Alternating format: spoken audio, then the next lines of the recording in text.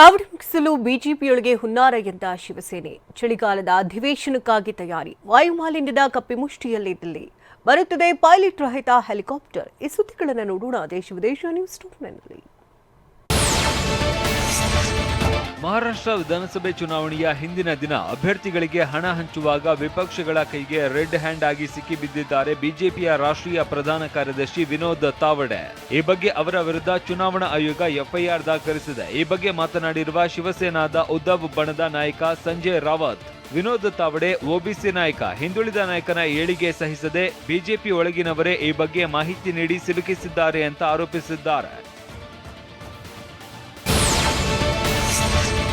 ಇನ್ನೇನು ಲೋಕಸಭೆಯ ಚಳಿಗಾಲದ ಅಧಿವೇಶನಕ್ಕೆ ಕೆಲವೇ ದಿನಗಳು ಮಾತ್ರ ಬಾಕಿ ಇದೆ. ಹೀಗಾಗಿ ಲೋಕಸಭೆಯ ಸ್ಪೀಕರ್ ಓಂ ಬಿರ್ಲಾ ಅವರು ಚಳಿಗಾಲದ ಅಧಿವೇಶನಕ್ಕಾಗಿ ತಯಾರಿ ಆರಂಭಿಸಿದ್ದಾರೆ. ತಮ್ಮ ಕಚೇರಿಯ ಅಧಿಕಾರಿಗಳೊಂದಿಗೆ ಲೋಕಸಭೆಯನ್ನ ಒಂದು ಸುತ್ತು ಹಾಕಿ ಪರಿಶೀಲನೆ ನಡೆಸಿದ್ದು ಅಗತ್ಯ ಏರ್ಪಾಡುಗಳನ್ನು ಮಾಡುವಂತೆ ಅಧಿಕಾರಿಗಳಿಗೆ ಸೂಚನೆ ನೀಡಿದ್ದಾರೆ.